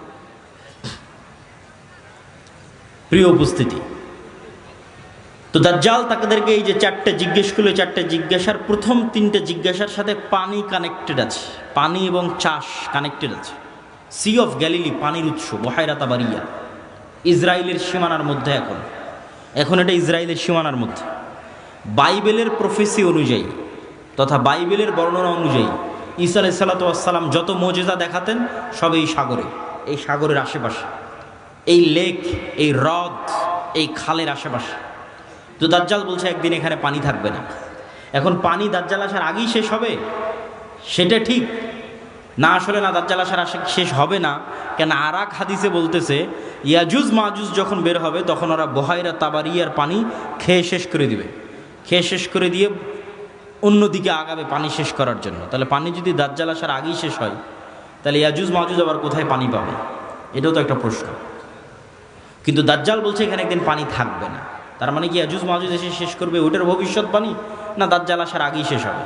মানে অনেকেই দেখি এখন খুঁজে যে বহাইরা তাবারিয়াতে পানি শেষ হচ্ছে কিনা, সেটার জন্য বলতেছে যে পানি যে দাজ্জাল আসার আগেই শেষ হবে এটা মনে করাটা একদম 100% ঠিক এটা বলা যাবে না। কেন আরাক হাদিসে কি বলা হচ্ছে? ইয়াজুজ মাজুজ এসে বহাইরা তাবারিয়ার পানি খেয়ে নেবে। তো বলে এখানে একদিন পানি থাকবে না। 2 নম্বর কি? নাখাল বাইসান, বাইসানের খেজুর বাগান, এটাও ইসরায়েলের একটা বড় শহর, বাইত শিয়ান। বলে এখানে কি মানুষ খেজুর চাষ করে? তো বলে করে। তো বলে এখানে একদিন পানিও থাকবে না, খেজুর চাষের ব্যবস্থাও থাকবে না। তার বলে আইনে জোগার, স্প্রিং অফ জোয়ার, এটার বর্ণনাও বাইবেলে আছে। আগের যেমন বহাইরা তাবারিয়ার বর্ণনা বাইবেলে আছে, এই আইনে জোগার, স্প্রিং অফ জোয়ার, এটার বর্ণনাও বাইবেলে আছে। কি হিসেবে আছে? লূত আলাইহিস সালাতু ওয়াস সালাম যেখানে ছিলেন ওই শহরটা যখন আল্লাহ ধ্বংস করে দিলেন, যে লূত আলাইহিস সালাতু ওয়াস সালামকে যেখানে তিনি আশ্রয় দিলেন সেখানে তার জন্য পানির ব্যবস্থা, অথবা যে জায়গায় তিনি আশ্রয় নিয়েছিলেন সেই জায়গা হচ্ছে স্প্রিং অফ জোয়ার। এই জন্য ওই বহাইরা তাবারিয়ার স্প্রিং অফ জোয়ার, আইনে জোগার, এই দুটেই খ্রিস্টানেরা ব্যাপক হারে দেখতে যায়, ভিজিট করতে যায়। তো এখান থেকে আমাদের জানার বিষয় কি? এই হাদিস থেকে জানার বিষয় হচ্ছে দাজ্জাল প্রশ্ন করেছে একটা নির্দিষ্ট জায়গায়, যার প্রত্যেকটা এরিয়া 30-40 কিলোমিটারের মধ্যে। এই বহাইরা তাবারিয়া বলেন, আইনে জোগার বলেন, নাখাল বাইসান বলেন, এই বগুড়া জেলার মধ্যেই, মানে একটা সেম এরিয়ার মধ্যেই। তথা কিয়ামতের পূর্ব মুহূর্তের ফিতনার বর্ণনাগুলো নিশ্চিতভাবে কিয়ামতের পূর্ব মুহূর্তে যা যা হবে এগুলো মক্কা মদিনার বাইরে, মক্কা মদিনায় হবে না। মক্কা মদিনা ফিতনা মুক্ত থাকবে। কোথায় হবে তাহলে? সিরিয়াতে, শাম। শাম মানে আগে ফিলিস্তিনি বোঝানো হতো, শাম মানে আগে মসজিদে আকসাই বোঝানো হতো। শাম মানে আজকের শাম নয়, তথা মসজিদে আকসা এবং এর আশেপাশের অঞ্চল যেগুলোতে এখন ইসরায়েল, ফিলিস্তিন, জর্ডান, এই যে অঞ্চলগুলো এবং এখনকার যে সিরিয়া, সব কিছু এই অঞ্চলে হবে। দাজ্জালের এই সংক্ষিপ্ত বর্ণনা এবং দাজ্জালের ফিতনার এই সংক্ষিপ্ত বর্ণনার পরে কি হবে? ওই যে মুজাহিদ বাহিনী যারা দাজ্জালের মিথ্যে সংবাদ শুনে এবার দেমাশকে ফিরে আসবে, যুদ্ধ বিজয় অভিযান বাদ, কেন এটা ভয়ঙ্কর ফিতনা। এই ভয়ে দাজ্জাল আসলে বের হয়েছে কিনা, যুদ্ধ বাদ দিয়ে সবাই ফিরে আসবে তাদের যেটা সেন্টার, তাদের সেন্টার দামেস্ক। যুদ্ধ যদি রোম পর্যন্ত গিয়ে থাকে, ইতালির রাজধানী, ওখান থেকেও ফিরে দামেস্কে আসবে। যদি তুরস্কের রাজধানী ইস্তাম্বুল পর্যন্ত গিয়ে থাকে, ওখান থেকে ফিরে দামেস্কে আসবে। এবার দামেস্কে আসতে আসতে সত্যি দাজ্জাল বের হয়ে যাবে। এবার রিয়ালি প্রকৃত অর্থে দাজ্জাল বের হয়ে গেছে। এবং দাজ্জাল বের হওয়া মাত্রই সকল ক্ষমতা দাজ্জালের কাছে চলে যাবে। এটার বিবরণ আরেকটু পরে দিব, এখানে এটা শেষ করে নিই। তো দাজ্জাল বের হয়ে যাবে। এই দামেস্কের মসজিদে ফজরের সালাতে যখন জামাত হবে, তখন এবার ঈসা আলাইহিস সালাম অবতীর্ণ হবেন। কেননা দাজ্জালের ফিতনা যেই লেভেলের অলৌকিক, ওইটা মোকাবেলা করার জন্য ওই লেভেলের অলৌকিক লাগবে। তথা দাজ্জালের এই ফিতনা মোকাবেলা ওই মুজাহিদরাও করতে পারবে না যারা ইস্তাম্বুল বিজয় করেছে, রোম বিজয় করেছে, এবং কিছু কিছু হাদিসের বর্ণনা অনুযায়ী তারা ভারতও বিজয় করতে পারে। মানুষের মাথায় একটা চিত্র আগে থেকে ঢুকে আছে যে দাজ্জাল যখন বের হবে পৃথিবীতে, তখন পুরো পৃথিবী দাজ্জালের কন্ট্রোলে থাকবে। এটা ভুল কথা। দাজ্জাল যখন বের হবে তখন পুরো পৃথিবী মুসলমানদের কন্ট্রোলে থাকবে। মানে মুসলমানরা বিজয় করে শেষ করে দিবে, সব বিজয় করে ফেলবে। মসজিদে আকসা বিজয়, ইস্তাম্বুল বিজয়, খ্রিস্টানরা তো পরাজিতই হয়ে যাবে, ইতালির রাজধানী রোম বিজয়, ভারত বিজয়, পুরো পৃথিবীতে মুসলমানদের জয় জয়কার থাকবে। হাদিস থেকে আমি যতটুকু চিন্তা ভাবনা করে দেখেছি, এটাই বেশি খাপ খায়, এটাই বেশি মিলে, যে দাজ্জাল বের হওয়ার পূর্বে ইমাম মাহদি আসার আগেই, অথবা ইমাম মাহদির সাথী, অথবা ইমাম মাহদি সহ, যেটাই বলেন, দাজ্জাল এবং ঈসা ইসলাম আসার পূর্বে পৃথিবী মুসলমানদের, মসজিদে আকসা মুসলমানদের, তুরস্ক মুসলমানদের, ইতালি, পুরো ইউরোপ মুসলমানদের, ভারত মুসলমানদের, সবই মুসলমানদের। মুসলমানদের বিজয় যখন সর্বোচ্চ স্তরে, এবং দাজ্জালের কোনো ষড়যন্ত্র যখন আর কাজে দিচ্ছে না, দাজ্জালের পক্ষ হয়ে পৃথিবীতে কাজ করবে এরকম কোনো বড় শক্তি আর পৃথিবীতে নাই, এবার নিজেই দাজ্জাল বের হয়ে আসবে। কেননা যারা দাজ্জালের পক্ষ নিয়ে কাজ করতে, এরা সব বিপদে পড়ে গেছে, কেননা বিজয় মুসলমানদের হয়ে গেছে। তো ইহুদিরাও এক মাসিহের অপেক্ষা করতেছে, বিপদ থেকে, বিপদে পড়লে বিপদ থেকে বাঁচায় যে সে মাসিহ দাজ্জাল। খ্রিস্টানেরাও ঈসা মাসিহ, বিপদে পড়লে বিপদ থেকে বাঁচায় যে সেই মাসিহ ঈসা আলাইহিস সালাম বিপদ থেকে বাঁচাবে। খ্রিস্টানেরাও বিশ্বাস করে ঈসা আলাইহিস সালাম আবার আসবে, কিন্তু তারা এটা জানে না যে ঈসা আলাইহিস সালাম মারা যায়নি, জীবিত আছে। আমরা জানি ঈসা আলাইহিস সালাম মারা যাননি, জীবিত আছে। আর তারা মনে করে মরে গেছে, কিন্তু পুনর্জন্ম হয়ে পুনরায় ঈসা আলাইহিস সালাম পৃথিবীতে আসবে, তাদেরকে বাঁচানোর জন্য, খ্রিস্টানদের বাঁচানোর জন্য। তাহলে সারা পৃথিবীর সবাই শেষ জামানার একজন বিশাল মাসিহের অপেক্ষায়। এবং আধুনিক এখনকার বিশ্বের যতগুলো নিউজ চ্যানেল রিপোর্ট, সবগুলোতেই বর্তমান যে যুদ্ধ চলতেছে, এই যুদ্ধ নিয়েও এই আলোচনাগুলো আমাদের দেশে নয়, এই অঞ্চলে নয়, ইউরোপ এবং আমেরিকায় আলোচিত হচ্ছে। যারা বিশ্ব শাসন করে তাদের কাছে, তাদের ভাষায় দাজ্জাল হচ্ছে অ্যান্টি ক্রাইস্ট ইংরেজিতে, আর মালহামা হচ্ছে আর্মাগেড্ডন, আর জেসাস ঈসা আলাইহিস সালাম উনি আসবেন। অ্যান্টি ক্রাইস্ট না আসলে জেসাস আসবে না। অ্যান্টি ক্রাইস্ট মানে দাজ্জাল। আর অ্যান্টি ক্রাইস্ট ততক্ষণ আসবে না যতক্ষণ না ইহুদিরা জেরুজালেমে একত্রিত হচ্ছে, এটা তাদের বিশ্বাস। ইভাঞ্জেলিক্যাল খ্রিস্টিয়ান যারা, যারা ইঞ্জিল কেন্দ্রিক খ্রিস্টান, তাদের বিশ্বাস। তো ফলত তাদেরও ঈসা আলাইহিস সালামকে নিয়ে আসতে হবে, ইহুদিদেরও একজন মাসিহ লাগবে। ফলত সবাই সেইটারকে সামনে নিয়ে কাজ করতেছে, যে ওইটা যত দ্রুত ঘটানো যাবে তত দ্রুত মনে করতেছে আমাদের বিজয়। কিন্তু সবার কামনা অনুযায়ী তো কাজ হবে না, সবার চাওয়া অনুযায়ী কাজ হবে না। কেননা সবাই ভুল বুঝবে, ভ্রান্তিতে পা দিবে। কি কি ভ্রান্তিতে পা দিবে বলি? ইহুদিদের আসল মাসিহা যিনি, আসল মাসিহ যিনি, তিনি তো চলেই এসেছেন, কিন্তু তারা তো গ্রহণ করেন। ইহুদিদের প্রকৃত মাসিহ তো ছিল মুহাম্মদ সাল্লাল্লাহু আলাইহি ওয়াসাল্লাম নিজেই। মুহাম্মদ সাল্লাল্লাহু আলাইহি ওয়াসাল্লামের অপেক্ষায় তারা মদিনায় গিয়ে বসে থাকতো, অনেক আগে গিয়ে বসেছিল, ইমান তো আনেনি। তো এরা তো মাসিহকে চিনতে পারেনি। ঈসা আলাইহিস সালাম তো মাসিহ চিনতে পারেনি, ইমান আনেনি, ঈসা আলাইহিস সালামকে হত্যা করার চেষ্টা করেছে, নিকৃষ্ট। তো এই জন্য এদের সঠিক মাসিহ এরা পাবে না, এরা দাজ্জালকেই মনে করবে আমাদের মাসিহ, কিন্তু দাজ্জাল তো হবে ভ্রান্ত। এই জন্য দাজ্জালের অনুসারী কারা হবে? ইহুদিরা। রাসূল সাল্লাল্লাহু আলাইহি ওয়াসাল্লাম বলছেন, ইয়াতবাউ দাজ্জাল ৭০ আলফা ইহুদ মিন আসবাহান। ইরানের ইস্পাহান শহরের ৭০,০০০ ইহুদি দাজ্জালের অনুসারী হবে। তাহলে ইহুদিরা দাজ্জালকে মাসিহ মনে করে দাজ্জালের অনুসারী হবে, কিন্তু দাজ্জাল তো পরাজিত হবে। কিন্তু প্রথম যখন দাজ্জাল আসবে তখন তো সব ক্ষমতা দাজ্জালের হাতে। ফলত যে কেউ পথভ্রষ্ট হয়ে যাবে। তো এই অংশের সামারিটা করি। এই অংশের সামারি হচ্ছে দাজ্জাল এবং ঈসা আলাইহিস সালাম আসার পূর্বে মুসলমানেরা পৃথিবী বিজয় করবে এবং ইহুদি এবং খ্রিস্টানেরা বিপদে পড়বে। যেহেতু ইহুদি এবং খ্রিস্টানেরা বিপদে পড়বে, বিশেষ করে ইহুদিরা, তো এখন ইহুদিদের বাঁচানোর জন্য দাজ্জাল বের হবে। এবং যেহেতু দাজ্জালের পক্ষে কাজ করার মতো আর পৃথিবীতে কেউ অবশিষ্ট নাই, এই জন্য এবার দাজ্জাল নিজেই বের হবে। দাজ্জাল যখন নিজেই বের হবে তখন এক নিমিষে, এক সেকেন্ডে সকল ক্ষমতা দাজ্জালের কাছে চলে যাবে। মুসলমানেরা হতভম্ব, হতবিহ্বল হয়ে যাবে। আকাশও বৃষ্টি বর্ষণ করে না, জমিনও ফসল উৎপাদন করে না, দুর্ভিক্ষই নিয়তি ঈমান নিয়ে বাঁচার জন্য। তথা সেই সফল যে বলবে আমি মরতে প্রস্তুত কিন্তু ঈমান বিক্রি করতে প্রস্তুত নই। সেই সফল যার একটা টাকার প্রতি অবৈধ লোভ নাই, অবৈধ একটা টাকার প্রতি ন্যূনতম লোভ নাই। আপনি নিজেই নিজের আত্মা এবং নফসকে চেক করেন যে আপনার একটা টাকার প্রতি যদি, অবৈধ টাকার প্রতি যদি ন্যূনতম লোভ থাকে, আপনি দাজ্জালের ফিতনা থেকে বাঁচতে পারবেন না।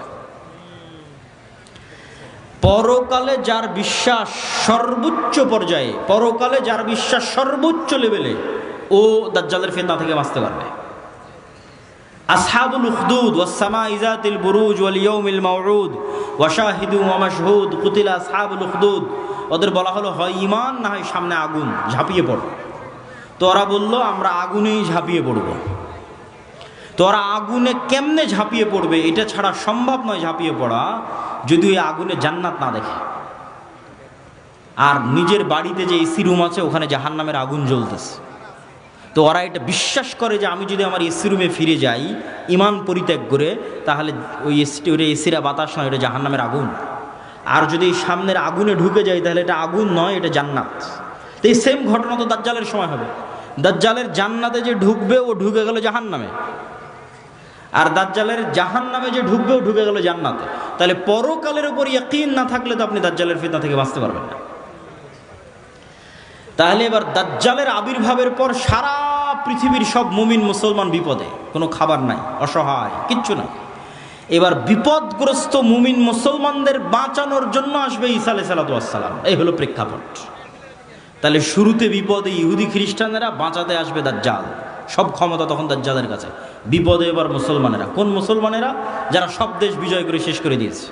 তুরস্ক বিজয় করেছে, মসজিদে আকসা, ভারত, তারপরে ইতালি, সব বিজয় শেষ করে দিয়েছে। ওরা এখন চরম বিপদে।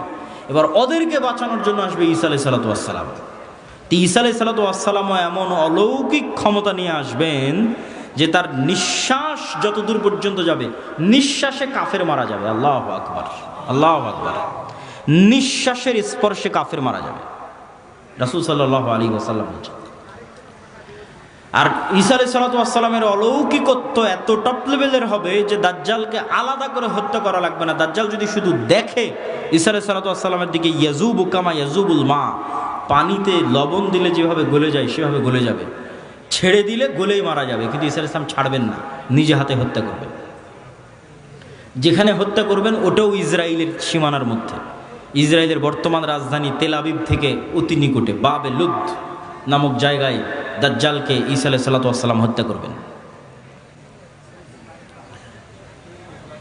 তো যেই ঈসা আলাইহিস সালাম এবং যেই মুমিন মুজাহিদেরা পৃথিবীর সবচেয়ে বড় ফিতনা দাজ্জালকে হত্যা করলো, তাদেরকে এবার আল্লাহ বলবে তোমরা তো এত বড় ফিতনা মোকাবেলা করলা, এখন আমার এমন একদল বান্দা বের হবে, ইয়াখরুজু ইবাদি লা ইয়াদানি লি আহাদিন, কারো পক্ষে সম্ভব নয় যে আমার ওই বান্দাদের মোকাবেলা করে। ঈসা আলাইহিস সালাম এত বড় নবী, তিনি পৃথিবীর সবচেয়ে বড় ফিতনা দাজ্জালকে হত্যা করলেন, তাকে আল্লাহ বলছে তুমিও পারবা না।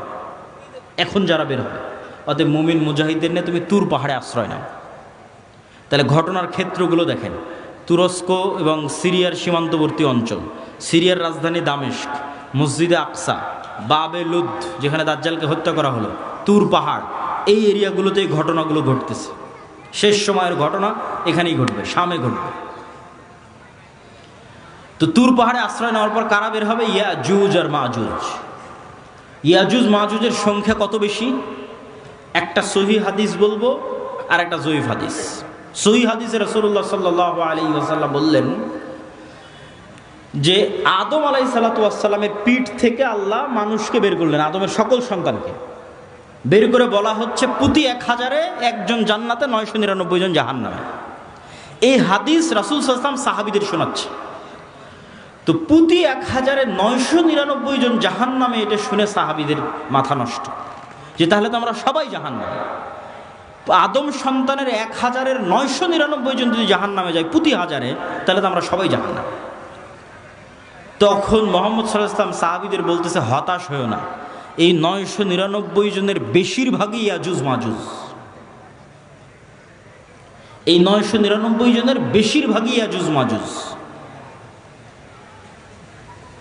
তো কতজন জাহান্নামে যাবে ইয়াজুজ মাজুজের বাইরে স্বাভাবিক মানুষের মধ্যে থেকে, এটা তো আমরা জানি না। তো এই জন্য নির্ধারিত করে বলা মুশকিল, কিন্তু এতটুকু অন্তত বোঝা যায়, আইডিয়া করা যায় যে আদম আলাইহিসসালাতু ওয়াসসালাম থেকে নিয়ে কিয়ামত পর্যন্ত যত মানুষ আসবে তাদের কয়েক শত গুণ হচ্ছে ইয়াজুজ মাজুজ। এই হাদিস থেকে অন্তত এতটুকু বোঝা যায় যে আদম থেকে নিয়ে কিয়ামত পর্যন্ত যত মানুষ আমরা হব, এত মানুষের কয়েক শত গুণ হচ্ছে ইয়াজুজ মাজুজ। আর জয়ীফ হাদিসটা কি? জয়ীফ হাদিসটা হচ্ছে যে ইয়াজুজ মাজুজের এক প্রজন্ম তার জীবদ্দশায় 1000 প্রজন্মকে দেখে। বুঝেন, আমরা মানুষ জীবদ্দশায় সর্বোচ্চ 2টা প্রজন্ম দেখি অথবা 3টা প্রজন্ম। আমি, আমার বাপ, আমার দাদা, আমার দাদা তার ছেলেকে দেখেছে, তার ছেলে আব্দুল্লাহকে দেখেছে, তাহলে 2 প্রজন্ম দেখেছে, দেখতেই দুনিয়া থেকে শেষ। তো ইয়াজুজ মাজুজের এক প্রজন্ম তাদের জীবদ্দশায় 1000 প্রজন্মকে দেখে। তাহলে কিভাবে তাদের জন্ম বৃদ্ধির হার এবং কিভাবে তাদের বৃদ্ধির হার, এটা সব উলদে আদম, আদমের সন্তান। তো এরা পৃথিবীতে বের হয়ে সব পানি ফসল আদি যা আছে সব খেয়ে শেষ করবে, এবং তাদের এই ভয়ঙ্কর ভয়াবহতাই তুর পাহাড়ে ঈসা আলাইহিসসালাতু ওয়াসসালাম বিপদে মুমিন মুজাহিদদের নিয়ে, খাবার নাই, ওই সেম কষ্ট, দাজ্জাল থাকতে যে কষ্ট ছিল ওই কষ্ট। এখান থেকে আপনি আর একটা জিনিস শিখেন যে আপনি কত বড় নবী, কত বড় উলিয়া উলিয়া, কত বড় মুজাহিদ, তাও আল্লাহ আপনাকে কিভাবে বিপদ দিয়ে পরীক্ষা করতেছে। কেমন বিপদ? এত বড় নবী, তাও খাবার নাই। যে নবী নিজে হাতে দাজ্জালকে হত্যা করেছে, তার খাবার নাই, সে নবী এখন আল্লাহর কাছে কাঁদতেছে যে আল্লাহ এই বিপদ থেকে বাঁচান। তো এই জন্য সবসময় আল্লাহর সামনে নত, আল্লাহর সামনে সাহায্য, এটা ছাড়া কোনো রাস্তা নাই। তো ঈসা আলাইহিস সালামের কান্নাকাটি এবং মুমিন মুজাহিদদের কান্নাকাটিতে আল্লাহ সুবহানাহু ওয়া তাআলা ইয়াজুজ মাজুজের শরীরে এক প্রকার পোকামাকড় এবং অসুখ দিবেন, তারা মারা যাবে। কেমন করে? হাদিসের বাক্যটা শুনেন, কামাউতি নাফাসিন ওয়াহিদিন, একটা মানুষ মারা গেলে যা হয় পুরো ইয়াজুজ মাজুজ একসাথে ওইভাবে মারা যাবে, যেন একটা মানুষ মারা গেল। তথা একটা মানুষ মরতে যতটুকু সময় লাগে পুরো ইয়াজুজ মাজুজ কোটি কোটি হাজার হাজার ওইভাবে একসাথে at a time, at a moment, at a second মারা যাবে। তো এবার ঈসা আলাইহিসসালাতু ওয়াসসালাম জমিনে ফিরে আসবেন, তো জমিনে পা রাখার জায়গা নাই। এত কোটি কোটি মানুষ যদি মরে পড়ে থাকে কি অবস্থা, লাশের দুর্গন্ধ। এবার ঈসা আলাইহিস সালাম আবার আল্লাহর কাছে কান্নাকাটি করবে, দোয়া করবে। তখন আল্লাহ সুবহানাহু ওয়া তাআলা রাসূল সাল্লাল্লাহু আলাইহি ওয়াসাল্লামের ভাষা অনুযায়ী আনাকি ইবিলিল বুখত, বুখত গোত্রের উটের কুঁজ যেমন উঁচু হয়, ওই রকম উঁচু কুঁজ বিশিষ্ট একদল পাখিকে পাঠাবেন, যেই পাখি হাজার হাজার কোটি কোটি লাখ লাখ লাশকে নিয়ে যে এমন জায়গায় ফেলে দিবে যেখানে মানুষ বসবাস করে না। উত্তর মেরু হোক, দক্ষিণ মেরু হোক, সাইবেরিয়া হোক, যেখানে হোক, আল্লাহ ভালো জানেন, যেখানে আল্লাহ বলবেন। তারপরে আসমান বৃষ্টি বর্ষণ করে এই জমিনকে পরিষ্কার করে দিবে। তারপরে ঈসা আলাইহিসসালাতু ওয়াসসালামের শাসন চলবে হাদিস অনুযায়ী 7 বছর, আর বাইবেলের বর্ণনা অনুযায়ী 1000 বছর।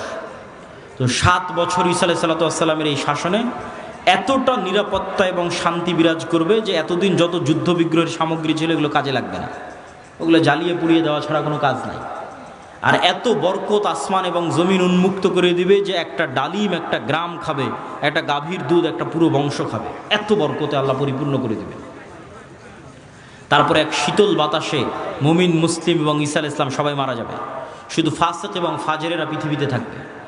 এবার যত হাদিস শুনেছেন এই ধরনের, যে পৃথিবীতে এমন একদিন আসবে যে কোরআন পড়ার কেউ থাকবে না, এখন সেগুলো আল্লাহ নাম নেওয়ার কেউ থাকবে না, এগুলো ঈসা আলাইহিস সালামের মরার পর। মানুষ জেনায় লিপ্ত হবে খোলা মাঠে, কুকুর শ্রীগালের মতো, লজ্জা বুঝবে না।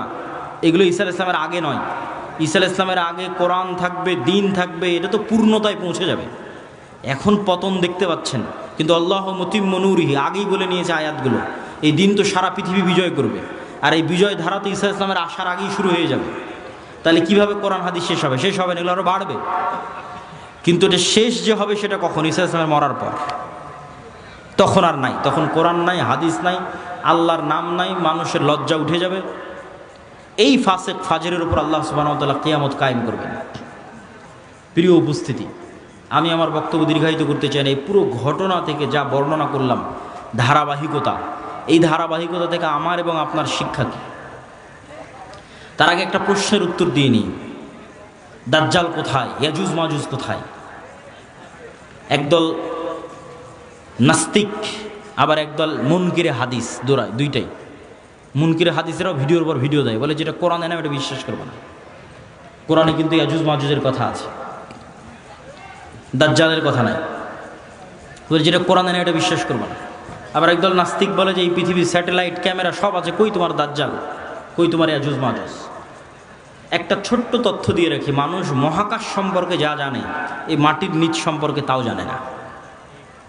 এটা আমি কয়েকদিন আগে পড়াশোনা করতে গিয়ে দেখলাম যে মানুষ সারাদিন মহাকাশ নিয়ে গবেষণা করছে, চাঁদে যাবে, মঙ্গলে যাবে, কিন্তু মাটির নিচে মাত্র 12 কিলোমিটার পর্যন্ত মানুষ জানে, তারপরে আর জানে না।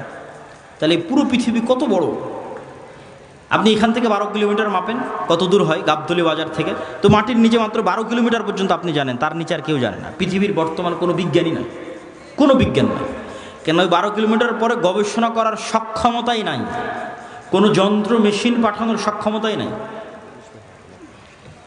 তাহলে মাটির নিচের মাত্র 12 কিলোমিটার পর্যন্ত আপনি জ্ঞান রাখেন। আকাশে চন্দ্রে চলে গেছেন, গ্রহ মঙ্গল গ্রহে চলে গেছেন, সেটা ভিন্ন বিষয়, কিন্তু নিজের পায়ের নিচে এটাই জানেন না। এই যে বিশ্বের এই উন্নত বিজ্ঞানের সর্বোচ্চ শিখরে পৌঁছে মানুষ জানে না যে এই মাটির নিচে কি আছে। তাহলে কেমনে মানুষ দাবি করবে দাজ্জাল কোথায়, ইয়াজুজ মাজুজ কোথায়? এ দাবি করা কিন্তু ভুয়া, পাগলামি। আরেকটা জিনিস দেখলাম, মহাসাগর সম্পর্কে মানুষ অজ্ঞ।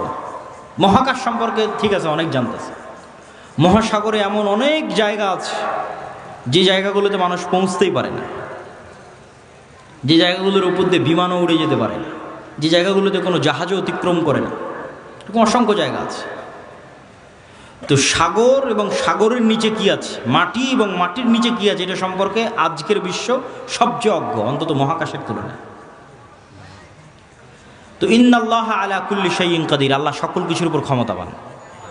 আর কোনোটাই যদি না হয় তো অন্তত একটা উত্তর তো দেওয়াই যায়, যেটা আল্লাহ সুবহানাহু ওয়া তাআলা কোরআন মাজিদে বলছেন যে আল্লাহ 7 আসমান এবং 7 জমিন সৃষ্টি করেছেন, আর 7 জমিনে আল্লাহর আদেশ অবতীর্ণ হয়। কোরআনের আয়াত, 7 জমিনে আল্লাহর। আর সবচেয়ে আরও একটা ভয়ঙ্কর বিষয় যে আল্লাহর আসমান বানাতে যত সময় লেগেছে জমিন বানাতেও তত সময় লেগেছে। 7 আসমান বানাতে যা টাইম, 7 জমিন বানাতেও তাই টাইম। তাহলে 7 আসমান কত বড়, 7 জমিন তাহলে কত বড় হতে পারে? এখন ইয়াজুজ মাজুজ আর দাজ্জাল যদি অন্য জমিন থেকে বের হয়ে আসে, এই জমিনে কিছু করার নেই, এটাকে অস্বীকার করতে পারবে না যে না নিশ্চিত নাই।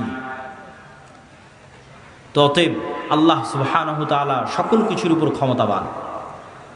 এই জমিনেও থাকতে পারে, এই জমিনের সাগরেও থাকতে পারে, এই জমিনের নিচেও থাকতে পারে।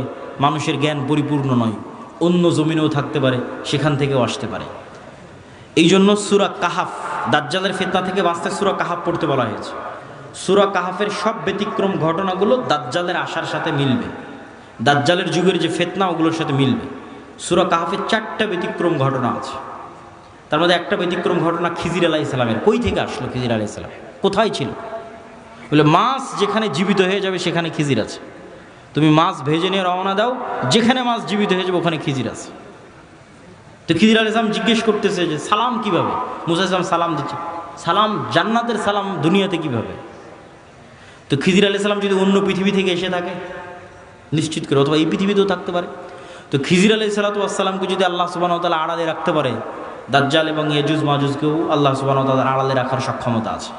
তো ওই দাজ্জালের সময়ের ফিতনার সাথে এই সূরা কাহাফের ঘটনাগুলো মিলবে। আসহাবে কাহাফের কথা বলতে গিয়ে আল্লাহ বলছেন ওহুম আইকাজ, তাদেরকে আমি ঘুমিয়ে রেখেছি, কিন্তু মানুষ দেখলে মনে করবো ওরা জেগে আছে।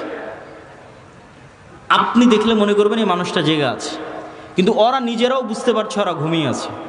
আল্লাহও বলছেন ঘুমিয়ে আছে। এইভাবেই 309 বছর পার হয়ে গেছে। ওরা ঘুম থেকে উঠে মনে করছে যে কই, আমরা তো অল্প কিছুক্ষণ মনে হয় শুয়েছিলাম, ঘুমিয়েছিলাম, কিন্তু 300 বছর পার হয়ে গেছে। তো সময়ের যে আপেক্ষিকতা, এটার কন্ট্রোল আল্লাহর হাতে। এই আপেক্ষিকতার প্রভাবিত মানুষ দেখবে যে একদিন হয়ে যাবে 1 বছরের সমান। তো পৃথিবীতে অবশ্যই ব্যাপক কোনো পরিবর্তন ঘটবে, যেটার প্রভাবে 1 বছর, 1 মাস, 1 সপ্তাহ। সেটা কি আল্লাহ সুবহানাহু ওয়া তাআলা ভালো জানে। তো প্রিয় উপস্থিতি, এই 1 নাম্বার কর্তব্য কি, সংক্ষিপ্ত বক্তব্য শেষ করে দিচ্ছি, এগুলোর উপর ঈমান রাখা। 2 নাম্বার কি, যে কোনো মুহূর্তেই দাজ্জাল বের হতে পারে, যে কোনো মুহূর্তে কিয়ামত হতে পারে। কথা এটাই ঠিক। রাসূল সাল্লাল্লাহু আলাইহি ওয়াসাল্লাম আশঙ্কা করতেন দাজ্জাল মনে হয় এখনই বের হয়ে গেল। এরকম অনেকগুলো ঘটনা আছে হাদিসে। ইবনে সাইয়াদের ঘটনাগুলো বেশি, তার মধ্যে প্রসিদ্ধ। তো ফিতনা তো সবসময়ই চলছে। তো ফিতনার সময় আপনি বেঁচে থাকবেন, ঈমান নিয়ে বেঁচে থাকবেন, এটার 2টা কাজ: পরকালের প্রতি সর্বোচ্চ জ্ঞান, সর্বোচ্চ ইয়াকিন, এবং অবৈধ 1 টাকার উপরে, অবৈধ ধন সম্পদ ক্ষমতার উপর ন্যূনতম লোভ না থাকা। এবং সফলতা এটা নয় যে আপনি বাড়ি গাড়ি টাকা পয়সার মালিক হবেন। সফলতা এটা যে আপনি ঈমান এবং সালাত অবস্থায় পৃথিবী থেকে বিদায় নেবেন, এটাই সফলতা। তো আল্লাহ সুবহানাহু ওয়া তাআলা যেন আমাদের ঈমান অবস্থায়, সালাত অবস্থায় পৃথিবী থেকে বিদায় নেওয়ার তৌফিক দান করে, বলেন আল্লাহুম্মা আমিন। কেন আমাদের ঈমান অবস্থায় বিদায় নিতে হবে? এত লম্বা ঘটনা বলে এই পুরো ঘটনার উপর একটু পানি দিয়ে একটা কথা বলে, সেটা হচ্ছে ঈসা আলাইহিস সালাম যখন আসবে, ইমাম মাহদি যখন আসবে, দাজ্জাল যখন আসবে, তখন কি নতুন কোনো দিন আসবে নাকি? নতুন কোনো কোরআন আসবে নাকি? নতুন কোনো হাদিস আসবে নাকি? কোরআন এবং হাদিস তো এইটাই যেটা এখন আছে। তাহলে সবচেয়ে বড় ঘটনা তো আগেই ঘটে গেছে, মুহাম্মদ সাল্লাল্লাহু আলাইহি ওয়াসাল্লামের আসা এবং কোরআনের প্রেরিত হওয়া। তাহলে ঈসা আলাইহিস সালাম যে কোরআনের উপর আমল করবেন, ওটা আপনার কাছে আছে। ইমাম মাহদি যেই কোরআন দিয়ে রাষ্ট্র চালাবে, ওটা আপনার কাছে আছে। আর দাজ্জাল যেই নবীকে মানতে বলতেছে, ওই নবী চলে যাওয়ার 1400 বছর হয়ে গেছে। তাহলে কাজ আমাদের কাছে আছে। হ্যাঁ, ইমাম মাহদি যেই দিন আসবে সেই দিন আমি সব কিছু করবো, জি না। এটাতে প্রোডাক্টিভিটি নষ্ট হয়। এই জন্য আগেই বলেছি, দাজ্জাল আসার আগেই মুসলমানেরা বিজয় করবে। এই জন্য প্রোডাক্টিভিটি বন্ধ করা যাবে না। কেন, আসল কাজ তো আমাদের কাছে আছেই। নতুন করে তো আর কিছু আসবে না। ঈসা আলাইহিস সালাম তো নতুন কোরআন আনবেন না। এই কোরআন তো আমার কাছে আছে। ইমাম মাহদি তো আর নতুন হাদিস নিয়ে আসবে না, হাদিস তো এটাই। তো ওটা তো আমাদের কাছে আছে। তাহলে কাজ তো আমাদের কাছে আছে। আরও একটা কি মাথায় নিয়ে উঠে যাবেন, মানুষের মৃত্যু কিয়ামত, কিয়ামত আমার মরে যাওয়াই আমার কিয়ামত। কেন, আমি তো পরকালের জগতে ঢুকে গেছি, কবর, বারজাখ। আমার মৃত্যুর মাধ্যমে আমি পরকালের জগতে ঢুকে গেলাম। তাহলে আমার কিয়ামত আগেই হয়ে গেল, দাজ্জাল আসার আগেই কিয়ামত হয়ে গেল আমার। তাহলে আমার মৃত্যু যেহেতু আমার দোরগড়ায়, তাহলে দাজ্জাল কখন আসলো, মাহদি কখন আসলো, সেটার প্রতি ধর্তব্য না করে ওই যুগেও যেই কোরআনের উপর আমল হবে, যেই কোরআন দিয়ে বাঁচা যাবে, সেই কোরআন আমার কাছে আছে। তাহলে এখন আপনার কাজ কি? আপনার নিজের মৃত্যুর প্রস্তুতি নেওয়া, আর আপনার সামনে যে কোরআন আছে, যেটা সবচেয়ে বড় ঘটনা, দাজ্জালের চেয়ে তো বড় ঘটনা, মাহদি ঈসার চেয়ে তো বড় ঘটনা, কোরআনের প্রেরিত হবে, এইটার উপর আমল করা, পড়া, হাদিস পড়া এবং আমল করা। এবং ইমানের উপর মৃত্যু, সালাতের উপর মৃত্যু, এটা অতীত যুগের সব নবী রাসূলের শিক্ষা। আল্লাহ সুবহানাহু ওয়া তাআলা আমাদের তৌফিক দান করুক, আল্লাহুম্মা আমিন। বক্তব্যের শেষে বৈঠকি দানের আহ্বানের পাশাপাশি 2টা জরুরি কথা। এই যে ভাইয়েরা যারা মক্তব পরিচালনা করে গাবতলী শাখায়, আপনারা আমাদের মক্তব অলিম্পিয়াড দেখেছেন এনটিভিতে, বিশাল আয়োজন। সারা দেশে প্রায় 7 শতাধিক মক্তব আমাদের অধীনে ট্রেনিং করা আছে।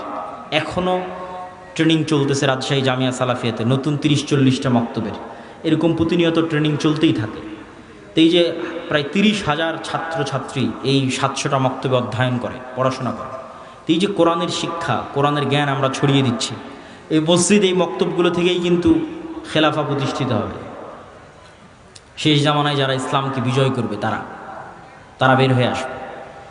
এই মসজিদ, এই মক্তবগুলোকে আপনাদের মূল্যায়ন করতে হবে এবং নিজ নিজ মসজিদে মক্তব চালু করা, এটা কঠিন কিছু নয়। ভাই, আপনাদের অধীনে মক্তব কেমনে চালাবো? অনেকেই প্রশ্ন করে। অতি সহজ। আপনি আমাদের যে অফিসিয়াল নাম্বার আছে, সেখানে ফোন দিয়ে বলবেন পরের ট্রেনিং কবে, আপনার মক্তবের শিক্ষককে ট্রেনিংয়ে পাঠিয়ে দেবেন। ট্রেনিংয়েই তাকে সব বুঝিয়ে দেওয়া হবে, কিভাবে কি হবে না হবে, মক্তব কেমনে চালাবে। শুধু এতটুকু জানা যে পরের ট্রেনিং কবে, এর জন্য কোনো বুকিংও লাগবে না, কিছু লাগবে না। ট্রেনিং শুনে জামিয়া সালাফিয়া ঢুকে যেতে হবে যে ঠিক আছে এতটার সময় ট্রেনিং, আমি এসেছি, 7 দিনের প্রস্তুতি নিয়ে যেতে হবে, অতি সহজ। তো এই যে আমাদের দাওয়াতি কাজগুলো, আরেকটি বড় দাওয়াতি কাজ মাসিক আল ইতিসাম। আমি নিয়মিত লিখি, সম্পাদকীয় লিখি, মিন্নাতুল বাড়ি লিখি, পবিত্র কোরআনের সংক্ষিপ্ত ব্যাখ্যা লিখি। 3টে লেখা শুধু আমারই থাকে মাসিক আল ইতিসামে। আব্দুর রহমান বিন আব্দুর রাজ্জাক, শেখ আব্দুর রাজ্জাক বিন ইউসুফ, আরও বড় বড় আলেম ওলামা সবারই লেখা থাকে, সম্পাদকীয় থাকে। এই মাসের সম্পাদকীয় আছে ইরান এবং ইসরায়েলের যুদ্ধের উপর। এরকম সমসাময়িক সব ইস্যু নিয়ে লেখা থাকে। এই মাসিক আল ইতিসামের এজেন্ট হতে হবে, নিতে হবে, পড়তে হবে, সম্পৃক্ত থাকতে হবে। আর এই যে ইমান বাড়াতে বললাম, ইমান ধরে রাখা, এটার জন্য আল্লাহর পথে যাত্রা, এই বইটা খুব গুরুত্বপূর্ণ। এটা ইমানের মজবুতির জন্যই এই বইটা লেখা, আল্লাহর পথে যাত্রা। এই বইটা প্রত্যেক মসজিদ, মাদ্রাসা, স্কুল, কলেজের দার্সের অন্তর্ভুক্ত হওয়া দরকার। যে মসজিদে মানুষ দার্স দিবে সেই দার্সের অন্তর্ভুক্ত হওয়া দরকার। আরও যে সমস্ত বই পুস্তকগুলো আছে, শেখ আব্দুর রাজ্জাক বিন ইউসুফ, আব্দুর রহিম বিন আব্দুর রাজ্জাক, কাসুস ইসলাম দেখতে কেমন ছিলেন, আইন রসুল, দোয়া অধ্যায়, উপদেশ, সালাত, সব বইগুলোকে মূল্যায়ন করতে হবে।